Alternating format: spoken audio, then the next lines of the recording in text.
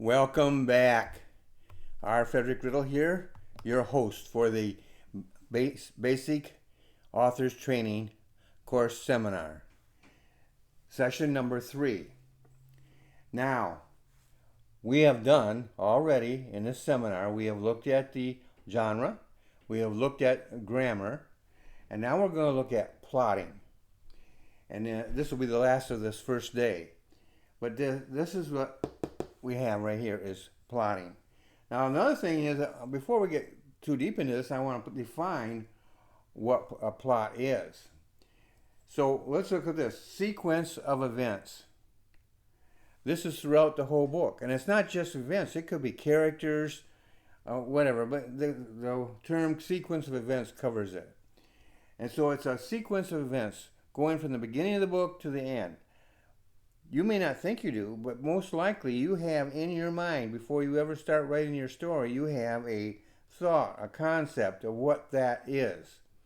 You may not use the word sequence or events or anything like that, but you have a thought about the whole story, maybe a one-sentence thought. And you're going to build on that. That is your first, and you should actually, if you don't have a plot written down, write out that first thing. The very first thing you think of as far as the storyline is concerned. The second thing here is the process. It's the process of creating a storyline, and it's also a structure. So a storyline, that's kind of simple. That's your story as it develops, and it's going to start out rather simple. We'll get down to that in a minute, but it starts out very simple and then continues to grow and expand. What I want you also to understand is its structure. Think of a house. 3 stories, maybe more. Now you're going to build a house 3 stories high or more. You need a good foundation. Your plot is your foundation. That plot it must be strong, and it's you want it to be something that will hold up that structure, because if that doesn't do its job, that whole house come down. A storm comes through, it can knock it flat, or if a flood comes, it could take it and carry it away. You want a good, strong foundation, and you want sometimes a foundation usually starts out very simple, maybe just one thought. And you start building on it. Well, what happens is, as you write your story, you're going to actually take that simple plot and start expanding it. So you're going to do 2 things. You're going to be writing your story, and every once in a while you can go back, if you have a document, and you can expand it. Or you can have already outlined before you ever start writing. The choice is yours. But here's the process here. It goes from simple. It starts to grow and expand. And so it's you go from a simple sentence to eventually you have an entire book. You could have anywhere from several thousand words to 100,000 words or more. So that's the thing, is it? Now this is where we come to a point where I want to stop and make a very big point to you. If you get 1, 2, truth, or benefit from this seminar, it has been a success for you. Now that's not just me talking. I first heard this concept the very first seminar I ever went to. And when I heard it and understood it, I was able to easily make that a very successful seminar that I attended. Like this one, it was free, but it was not a video, it was live. And they serve food. I don't serve food, you'll have to do that yourself. But the thing was that I never forgot that statement. It has been with me ever since. I have used it. I've adopted that not only in creative work, but even when I go to church. You look and you listen to your pastor preaching. If you get one thing out of that sermon has been a success for you. And it should not be hard if you're going to a good church where the pastor knows the Bible, and preaches the Bible week in and week out, then you're going to find more than one benefit from that sermon. So this is the truth I want you to take. Maybe you should write it down. You can change the words if you want, but it goes like this. If you get one tool, truth, or benefit from this seminar, it has been a success for you. Now I'm going to leave that part up for now. We go. Take this off. We've got some more stuff here I wanted for you to see.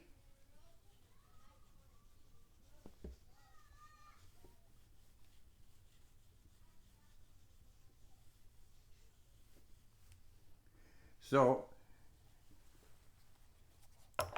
I'm doing this in a way in which not only is I kind of enjoy doing it this way, but also you can take notes. So I hope you're taking notes, and I hope you are downloading these and saving these to your computer, because then you can go back over and over and over again and review it. So we've looked at the definition, and we've also looked at what. Well, we're looking at this, but the next thing I want to do is look at methods. There's no one way to do a plot. No one way. So I'm not saying that this way, that what I'm going to suggest is the way to go. It is a way to go. And I believe I touch on more than one way. But so let's get this started right away. Number one. One thing that's very important in your method, and most methods will start with this, is what I call idea creation. There are different names for it. That's mine. Idea creation. There are different ways you can do this. You can brainstorm.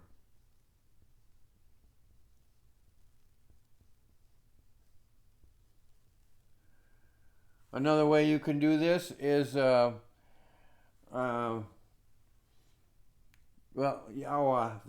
they call, can't think of the name of it. It doesn't matter. We'll go with brainstorm. Because with brainstorming, you touch a lot of different things. One of the things you do is, when you brainstorm, you get a list. That's what I want to put down. A list might cause more than one list. You remember how we did the genres earlier? Well, this same idea here. You can start a list, listing different ideas for your book. You can do this for a title, by the way, the same principle. We're not going to talk about title here. I do talk about the titles in the course, but here we're just brainstorming for ideas right now. Just what do you want to write about? Now you might already have an idea. So let me take mine.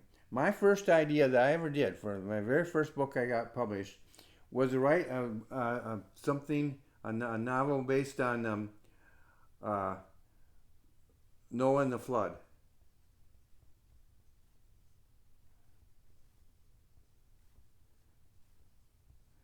Now, the book that came out of that was called Refuge. It's no longer on the market. I may rewrite that one and republish it. But it was my very first one, published in 2003. And it opened the whole world for me as far as writing. But that actually sprang out of a Bible devotion, believe it or not. So I wasn't in the process of doing a brainstorm, not really. It came to me through the devotions I was doing. It's one of the reasons I believe that God has been very active in my writing career. And He spoke to me and showed me that while He was showing the blueprint, if you will, He was showing the skeleton of the event there of when Noah was called to build the ark. But He gave us the facts we needed. He wasn't writing a story to entertain. He was writing a story, or having Noah write it down, actually, that would he would use that as a blueprint to build the ark, whether it was by him or he hired somebody. Now, some people teach that the Bible that there were no ships in that day. We don't know that. The Bible does not tell us that. The Bible tells us that Noah built the ark, and by the structure and everything, it was a ship. It was actually a ship because of its length, and its ship was the length, the width, and the height. It was a ship. Well, they may not have had ships of that size, but it's very possible they had ships of some sort. When you do your history, you find all sorts of ships built back then that were not made as well as this one was. They would have been lost in a storm, such as the flood. But so this was something that God gave Noah, and that caused me to do a lot of research to find out how all that worked out. Just take that little blueprint that's in the Bible and find out how that was developed out. And research does show that. So, but that was one way of doing it. Now, I could have started out and saying, well, I need to write a book. And I could have started out with Noah. I could have started out with Adam and Eve. There's all sorts of things I could have done. And then eventually selected the title and the whole concept of the book. So that's what I would encourage you to do. In fact, let's do this. Right now, what I want you to do is, after I give my instructions, pause this video, and then what I want you to do is to create a list. If you haven't already done this, then this is the time to do it. If you have done it, review it. If you have a copy of it, or just do one for practice. But the idea is this: make a list of possible subjects for you. You've already did the genre earlier, so you have the genre in your mind, and you have some concepts because of the primary genre and then the sub-genres. You already have a concept of what you want to write, or you are writing. So make that list. They can be those genres that you listed. And out of that list then can come your, in this case it actually ended up being the title. It was The World of Noah and the Ark. It was the title that I ended up using. No, actually, that's my third book on Noah. The first book that I ever wrote was called Refuge. So it had nothing to do with the title. But the story was based on the flood. So if that hasn't confused you any, we'll continue on. We'll go ahead and pause the video and then come back when you're done. Okay, you are now back, and you've made your list. You've got we'll call it an A list and a B list. You say, wait a minute, you didn't say anything about a B list. That's right, I didn't. So you've done this one. Out of that A list, you want to pick your number one. If you've got more than 3 possibilities, pick out your top 3. And then from that, you get your 1. So you can actually have, so this would be, we'll say this is many, this is 3, and then this is 1. And it's just a process of going through, of selecting the idea for your plot, for your story. So that's one of the things that you need to do. So yeah, assuming you have done that, I'm going to erase this here so that we can go forward. But so brainstorming is the first thing we're looking at here, so I'll leave that on.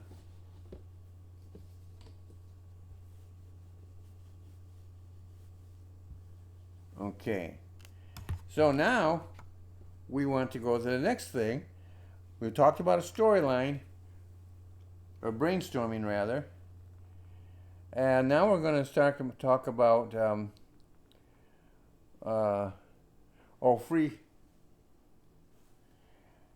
This is actually similar to brainstorming, but it's a free writing, is what they call it, free writing.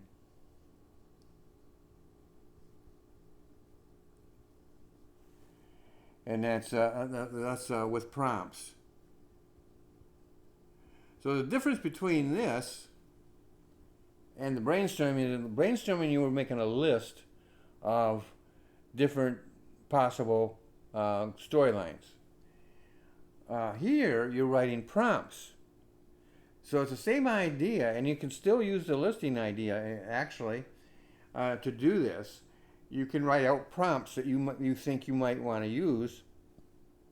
Now, that one's a little bit harder to do, and to be honest with you, I don't use that. I don't remember ever using that idea. I usually use the brainstorming part. But that is a concept. You write out prompts that you can use in your plot to trigger things happening in your story.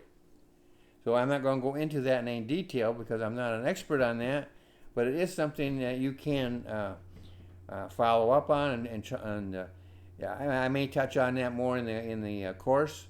And in coaching, if that's something you want to do, we can always explore that even to greater depth. So we've looked at the first method, which is brainstorming and free writing prompts. The second one that I want to look at is called the premise.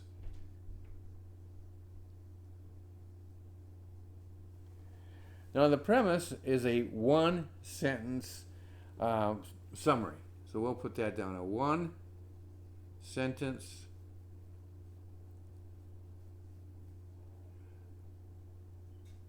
summary.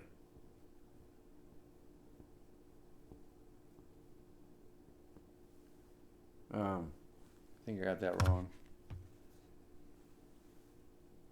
My spelling sometimes doesn't summary. Okay. Now I'm going to take this off down here. You should have been able to copy the concept down if you're interested in keeping it. But if you get one tool, truth, or benefit from this seminar, it has been a success. So we're going to take that off so I can use the room. And I might refer to it again in the future here. But right now I just wanted to have this extra room. So a one-sentence summary is really your plot, your idea creation, and everything. But you just put it into one sentence. You choose how you want to word it, so that it means something to you. Doesn't mean they have to mean something to me. It has to mean something to you. Number three here. Conflict. I'm going to make a statement that I think is very safe to say. Every novel out there has conflict in it. Now, it may not be the conflict you're thinking of, but it has conflict. It has not only the physical, but it can have non-physical. It can have spiritual. You and your wife, or you and your husband, whichever the case may be wanting to go out to eat. And one of you says to the other, well, where would you like to go? Oh, I don't care. Wherever you want to go. No, but where do you want to go? Well, I really don't care. It's you say where you want to go. Well, I know I want to know where you want. And that can get really intense, and you can actually get mad at one another. Simply deciding where you're going to go eat, and that's a conflict. Or a conflict can be your wife preparing a meal. And she's looking at one of the different options she should go. And she's got conflict not with anybody else, but within herself. These are all conflicts. And so when you're talking about conflict in a novel, it has a variety of applications. And you want to have a conflict, though, that is going to strike a note for whoever your audience is. But you need to have a conflict. You need to have it needs to be clear, not murky. They should understand what the conflict is rather quickly. It has to also has to be you need a protagonist. That's your main character. And if you have a protagonist, you usually have I think the other one's called an antagonist. And then you can do this uh, this conflict can take place anytime. Now in the book, it's probably going to start out in the beginning and go something like this. Here's your problem. And as it grows, it's going to go up like this. It may not go quite like that. It could go, to be honest with you, it could go like this. Here it is, and it goes up and down, up and down, up and down, up and down, up. Okay, and then it hits a peak, and then it starts going down. So it looks like a graph, doesn't it? So, but anyhow, the thing is this, that it can go up. You have your peak right here. And so this is where the antagonist, the conflict grows. Okay? It grows here. Kind of try to write small, and it's not working out too well. So we'll make it, how about this? It grows. Here at the peak, that's the peak.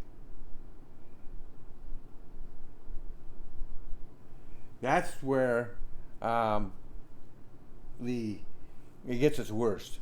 There you have a major conflict having those the two, and then maybe you triumph, or your character triumphs, and so that character doesn't have a straight success, but it starts having success. He or she starts having success down to where there's finally the end of the story. So it kind of goes like that. Your story can go in different ways, but that is something that you want to achieve in your story. Now, number 4, structure.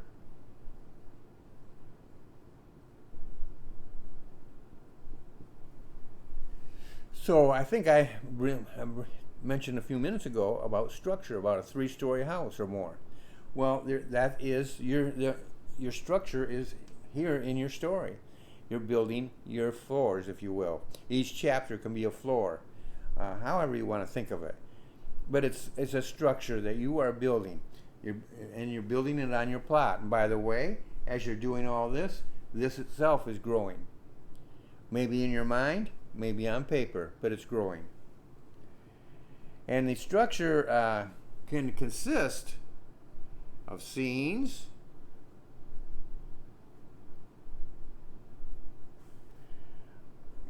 chapters,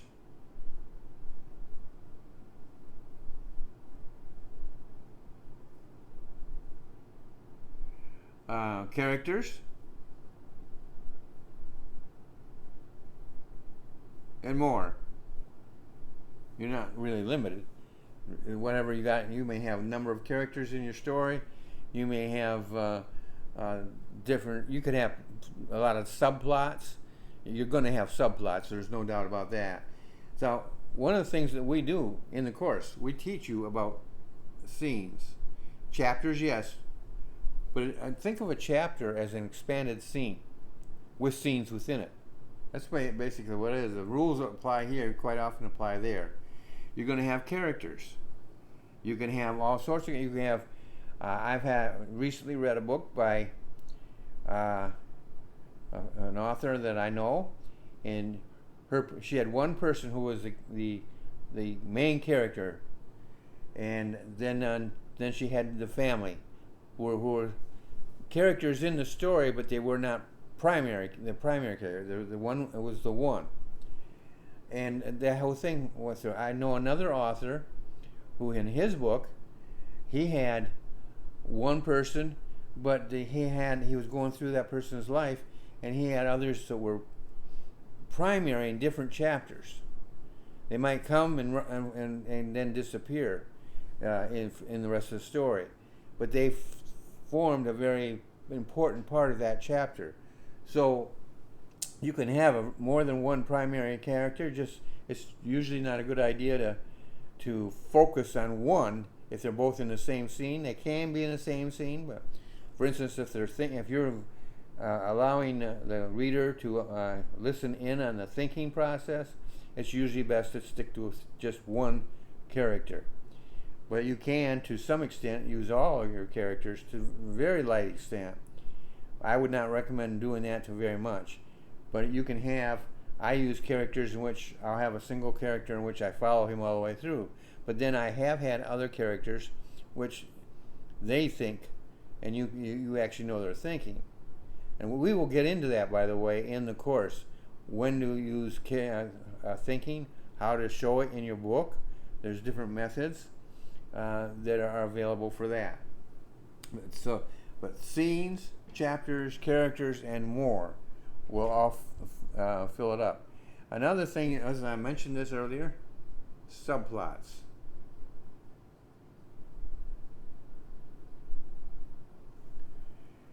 And that is, again, that's the scenery. That can be the scenery, not just the scene, but the scenery.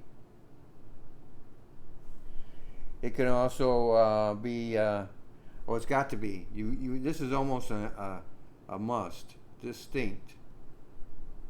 Let me underline that.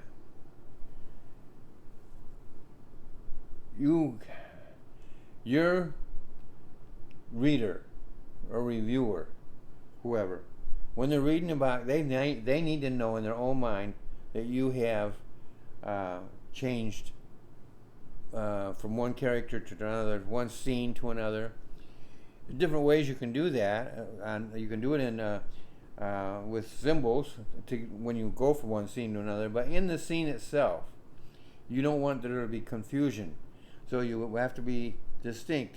Give you an example. My third book that I wrote was called Perish, The World That Was. It was the first book of the World That Was series. I had a reviewer review it, and he didn't give it a very good grade. And he made the accusation that I would introduce a character, and then later on he would see that character again, and he had a totally different personality, characteristics, and go and visit and see that character again at a still later time, and still different personality or whatever. Well, what happened was, and he admitted it right in his review, that he did not read the whole book. He skipped around in the book. Now, I went to a great extreme to make sure that in the scenes, people, when they read the book, would know who that person was. Since it was Old Testament, I was using some Old Testament characters. I was stuck with their names. And so I had, for instance, you might have more than one, let's see, Enoch. There was more than one Enoch. So the one was good and one was bad. And then one had some very good traits, the other one had some bad traits. And so if you're skipping around and just hitting them and only reading a portion of what you're hitting, you can get a very bad understanding of the book. Now that's his fault, not mine, and that would not be yours. If you took the care to make sure that your characters are well defined, and if they have the same name, you can. If you're dealing with world history, for instance, there are people out in that world have the same names, and you just take my name, Ronald Riddle. I'll bet you come up with a lot of Ronald Riddles. And you might even come up with more than one who's an author. So you got to be define who they are. Spend time on being distinct on the person, on the scene, and things of that nature. Not only that, can't even read my own writing. Oh, engaging.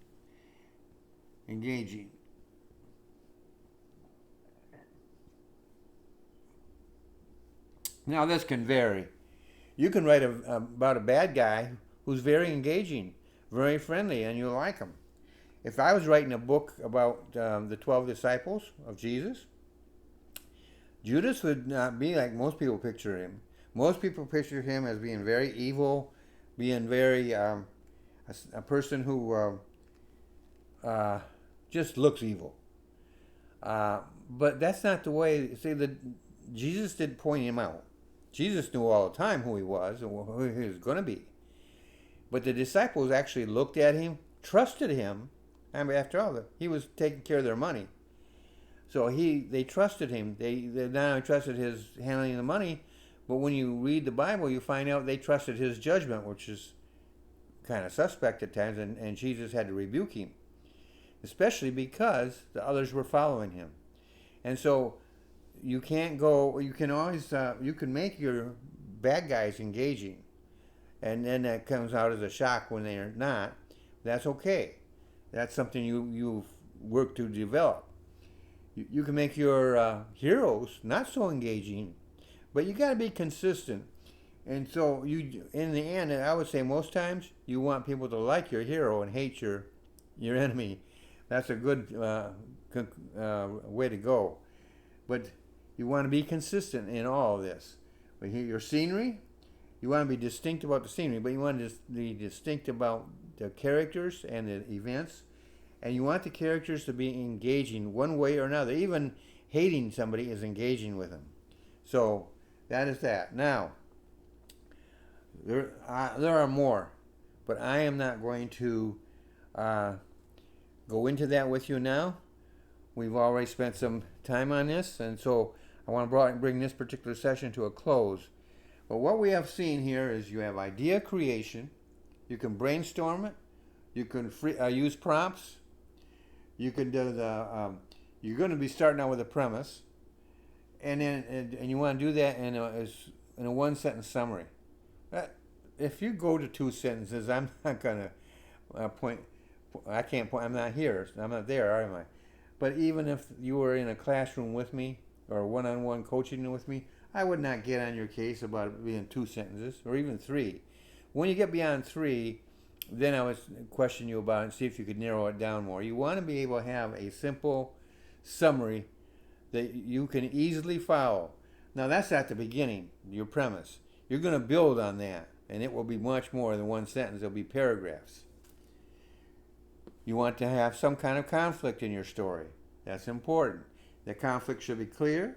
There should be a protagonist, and it can take any place at any time.